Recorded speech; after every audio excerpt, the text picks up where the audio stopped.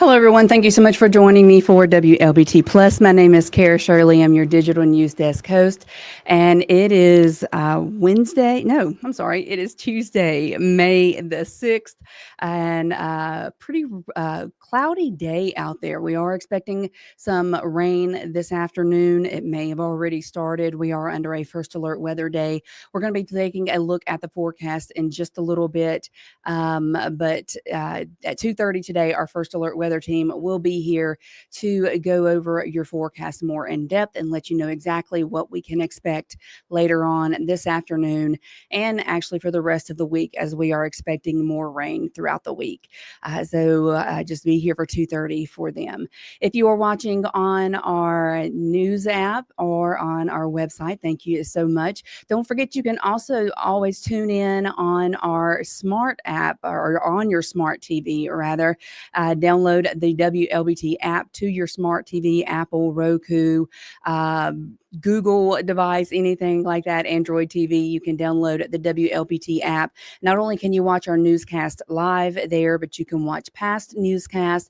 You can watch the documentary that we talked to Kayla Thomas about yesterday, Finding Freedom, Farming Freedom, as well as just a lot of different stories, a lot of our investigative pieces, so much information there for you to be able to watch on our smart app on your TV. So don't forget about downloading that. If you're watching on our social streams, thank you for tuning in. I see we got the people already. Pat Brown here from Florida. Hey, Pat, how are you doing today? We have Britt in Kosciuszko tuning in, and Keisha saying good afternoon. Good afternoon to you as well, Keisha. If you're tuning in on our social streams, don't forget you can always leave a comment, thought, question, suggestion, anything like that in the comment section. I do read them, and I do enjoy getting to talk to you guys during the newscast. Maybe answer questions for you that if I have the answer the questions for you that you may have on a story that we are bringing to you. So, Jacqueline Davis here is tuning in from Durant, or Jackie from Durant. Hey, Jackie. And Brittany Kemp says, hey, Brittany Kemp. Thank you all for watching. Again, let me know where you're tuning in from. I like to know. We get people literally from all over watching, and it's always fun to see where everybody is watching from. Before we jump into the news today, we're going to take a look outside at the cloudy skies that we have right now over Ridgeland. And my controller isn't working properly. Hold on 1 second, guys. I don't know why that is happening. Okay, well, we're going to have to go through and do this a little bit old school today. How about that? All right, so here we are looking outside over over Ridgeland with our Renaissance camera. Let's see those cloudy skies out there, and rain is moving in. Rain is expected, so just make sure you are prepared for that. Again, 2:30 today, First Alert Weather Team will be here, but you can also download the First Alert Weather app. And guys, forgive me if I seem a little flustered, because now that my little machine here isn't working with the buttons, doing this a little different. This is live in real time. So if I get a little flustered, please forgive me for that. All right, so let's go ahead and jump into the news, something that happened last night over in Vicksburg. Vicksburg police are investigating after a woman was shot inside of a restaurant last night. So this happened at the Superior Crab in Vicksburg. Get this video pulled up for you here. So this is the location of the shooting. It was on Pemberton Square Boulevard. So Vicksburg Police Chief Penny Jones says that she was actually there eating at the restaurant when the shooting happened. So a woman was shot in the leg in the bathroom. Chief Jones says that she was able to capture the suspect in the parking lot, and she says that she believes that this stemmed from a fight between the suspect and the victim that actually started this weekend. Thankfully, the victim is expected to recover, and thankfully that the police chief was actually there when it happened, so the suspect could be taken into custody right away. And moving on to a story that we have all been watching very much here in our area. Justice Court judge has denied bond for the man that is accused of killing and kidnapping Chandra May nearly 40 years ago. So 63-year-old Reuben Weeks was arrested last Tuesday, as you can see here in this exclusive video. He is charged with capital murder, rape, kidnapping, impersonating a enforcement officer, and directing a minor to commit a felony. He's also accused, or he is accused of abducting 17-year-old Chandra May back in 1986 while she was on her way home from work in Forest. Her body was found 3 weeks later in a creek in Hinds County. It was found on what would have been her 18th birthday. So Reuben Weeks is the first person to be charged in this case. And we were going to continue to follow this all the way through for you guys. Now let's come here or go over to Rankin County, where the residents of Rankin County stood together strong over the past several weeks regarding a zoning ordinance that the Board of Supervisors had put in place. So they actually yesterday, the Rankin County Board of Supervisors ended up rescinding the controversial zoning ordinance that would have impacted several mobile home or modular home owners in the county. So the ordinance would have made agricultural zoning always conditional use instead of permitted use. And new mobile homes would be required to be less than 7 years old. So while residents did not agree with many parts of the ordinance because of the impacts it would have on the mobile home owners, they also felt like they were not reasonably notified. So the Board of Supervisors actually ended up agreeing with the residents and apologizing to them and say that they are now going to create a website to facilitate better communication between the community and its county leaders. Loud and clear. And the supervisors heard the people loud and clear. And they made it known through petition, through calling them, through emailing them, through texting them. I want you to rescind this vote. I want the zoning to go back the way it was. So I am excited, and people got excited, and people stood up for their land and their families.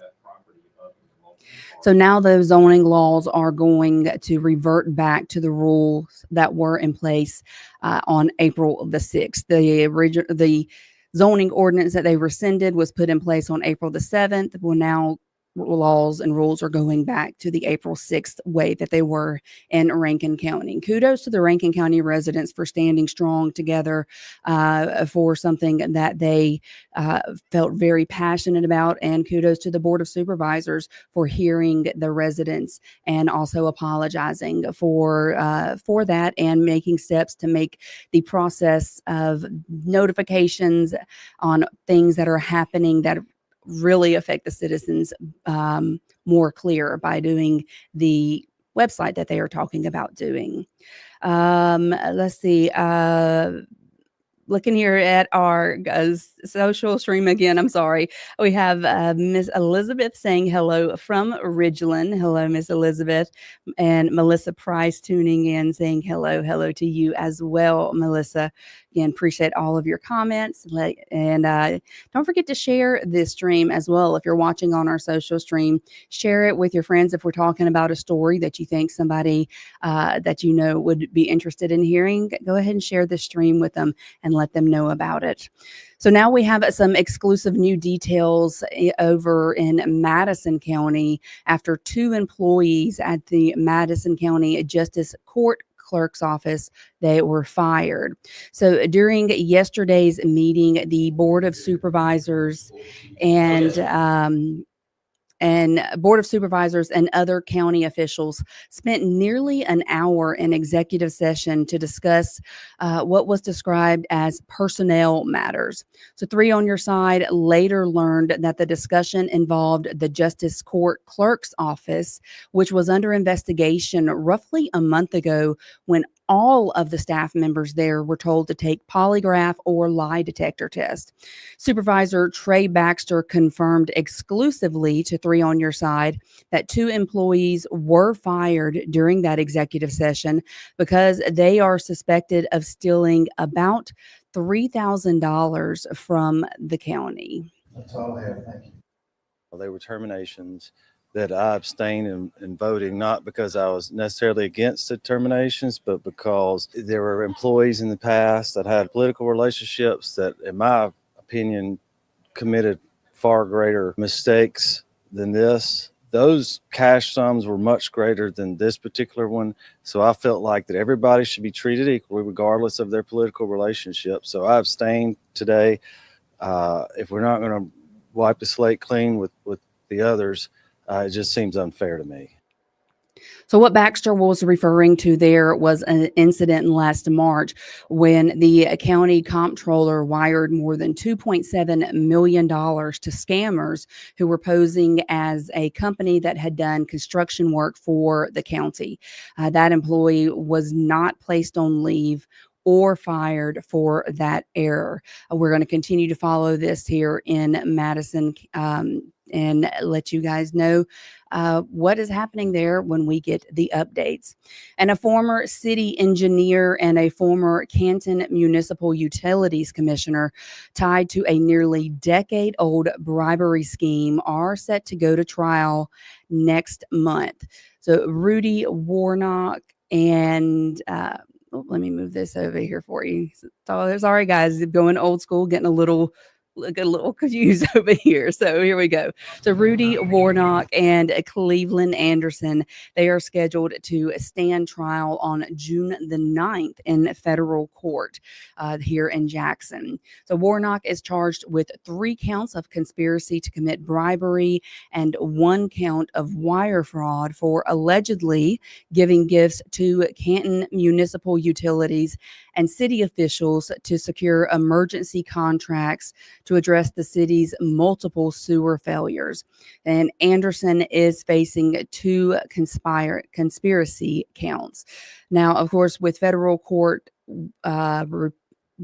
cameras are not allowed into the courtroom, but we will be there to follow this. This is, like I said, a decades-old bribery scheme, and they are finally going to trial. It is set for next month, and we're going to be following that. And a serial killer who is tied to a 1995 murder case here in Jackson will be executed for killing women in other states. So Glenn Edward Rogers is set to die by lethal injection on May 15th at a Florida state prison. So he was the prime suspect in the stabbing death of 34-year-old Linda Price, who was left to die in her bathtub at the Briarcliff South Apartments in South Jackson. Rogers was never tried in that case, but he was convicted of killing 1 woman in Florida and another woman in California. He's also suspected in several other homicides across the country, but he will be put to death by lethal injection May 15th at a Florida state prison. And going to Carthage now, where police have made an arrest there in a recent homicide. So 27-year-old Leonard Black of Carthage, this is him on your screen. He's charged with the murder and the shooting death of 18-year-old Aquarian Conson of Leake County. The shooting happened last Friday evening outside of a gas station on Highway 35. Black is being held without bond at the Lake County Jail. And he in Pike County, a Pike County teenager has died after he was shot at a park in Macomb on Friday. And the suspect is now in custody. So Pike County Coroner Rashad Taylor identifies the victim as 17-year-old Gary Wayne Thompson III. So that shooting happened at Brayertown Park on Friday. Taylor was taken to UMMC, where he did unfortunately pass away that night. But Macomb police say that 17-year-old Kendrick Cowart is now being charged with first-degree murder in the death of 17-year-old Gary Wayne Thompson III.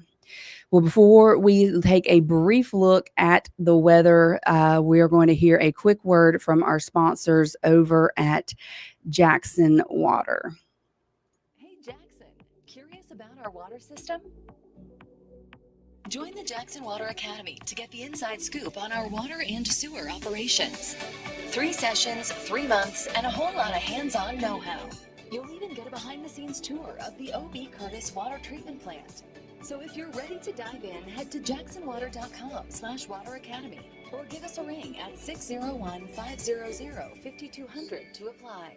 But hurry, spots are going fast. And thank you so much to Jackson Water for sponsoring WLBT Plus. We do appreciate you for being the sponsor here and making it possible for us to bring this show as well as others to you on our digital platforms. Good news, I got my buttons to work. So I'm no longer going to old school here. I'll be able to do it the way that I am much better at doing it. So let's go ahead and look at our weather right now. Little quick view of our weather forecast.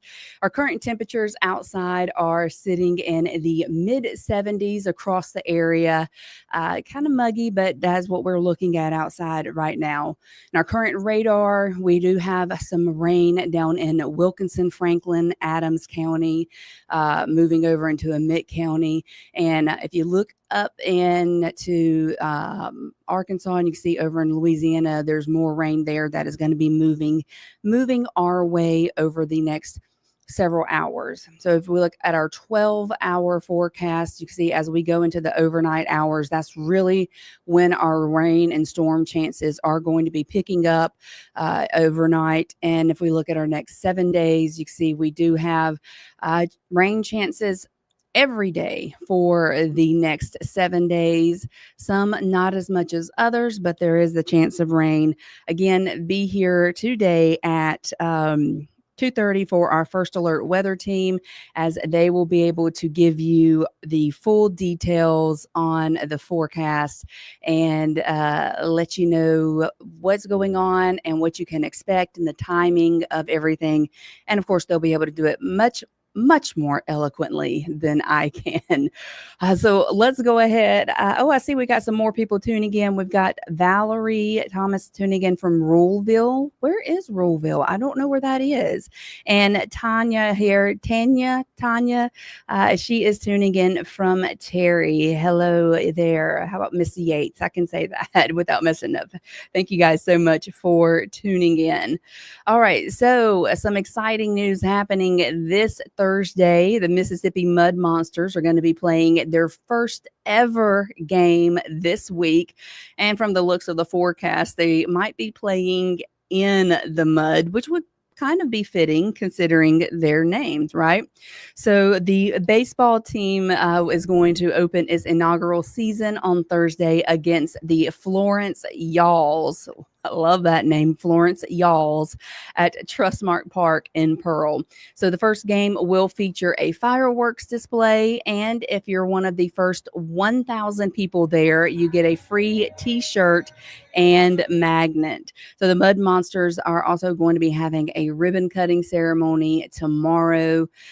So that should be exciting and exciting to have them playing their first game ever. Make sure you get out there and support our local amateur pro baseball team. And over in Canton, city leaders there are honoring some of the first responders who acted quickly to help save one of their own.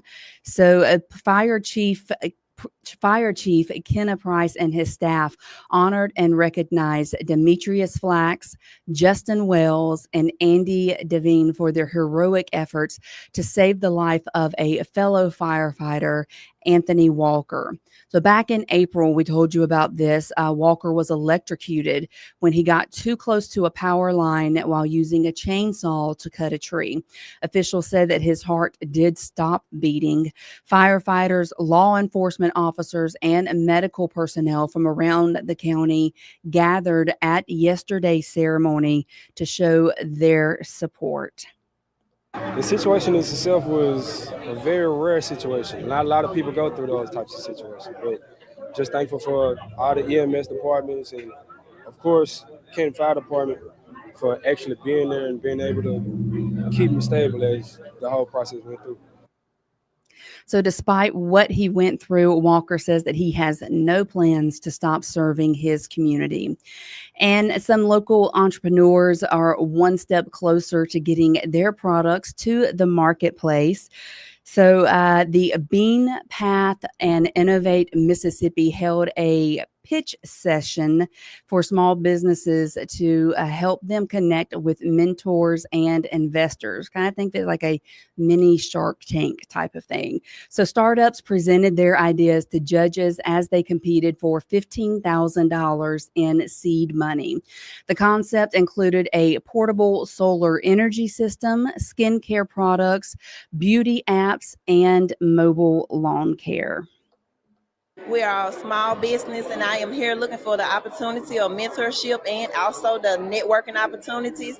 And if I can get some funding to help fund my business and my long-term goals, that'll be great too. This is possible for you too. And that their ideas, once they get the right team on board, once they get the right investors, they can transform that idea into something really big and can be very lucrative for them and the community. So the competition included tech and lifestyle categories. I think that's a really cool thing to have and to offer here locally. It's neat to see what things people can invent and come up with, and especially when there are local people doing it. I think it's really cool. So another exciting news here from WLBT. In just 9 days, you will be able to purchase your tickets to win this year's St. Jude's Dream Home Giveaway. So this is video of progress that crews are making in building the 2,700 square foot home. So once again, being built by Clark Builders, and it's located in Bristol Crossing neighborhood over in Flowood. The two-story home has an estimated value of $525,000. Among other things, it has 5 bedrooms, 3.5 bathrooms, an office, and a playroom for the kiddos. So if you want to purchase tickets, you'll be able to do that in 9 days, but here's some info on doing that. So the ticket purchasing begins on Thursday, May the 15th. They're $100 each, and all of the money from the ticket sales ensures that patients and their families never get a bill from St. Jude for treatment, housing, travel, or food. And if you buy your ticket on the day they go on sale, so if you buy your ticket on May the 15th, you will be entered in a drawing to win a $10,000 Visa gift card courtesy of Dream Day Foundation. And of course, you'll also be entered to win the Dream Home, which will be given away on August the 14th. You'll be able to find more details on that on our website, WLBT.com. I loved when we got to do this last year. We do it every year, and I think it's a great thing. I remember the guy who won the home last year was very, very, very, very shocked. So, of course, you can purchase more than one ticket. You don't have to purchase just one, but make sure you get ready on the 15th of May to purchase that ticket so that you can be entered into winning that $10,000 Visa gift card. And as last year we did, as we go through the contest time, the purchasing time for the tickets, there will be other opportunities to win other things. So make sure you are paying attention and following along and definitely purchase your ticket. Not only do you get a chance to maybe win a house, a beautiful new house, but also help out St. Jude's Children's Research Hospital, which I think is awesome. All right, guys, that is going to be the end, or that's it for WLBT Plus today. I do appreciate all of you for tuning in. Don't forget to go download our smart app on our app on your smart TV, either your smart TV or any of your streaming devices, Roku, Apple, Google Home, anything like that. Download it. The Fire Stick even, but you can download our mobile app, and there you'll be able to watch the documentary Farming Freedom that we talked about yesterday with director Kayla Thomas. You definitely want to watch that. It is a beautiful, beautiful story. You will absolutely love it. But then you also get to watch all of our newscasts, past newscasts as they are happening, and even my past shows here. So go download that on your smart TV or streaming device and tune into WLBT there every day. I hope you have a wonderful day. Make sure you're back here at 2:30 today for our First Alert weather team, and I will see you tomorrow on Wednesday. Bye.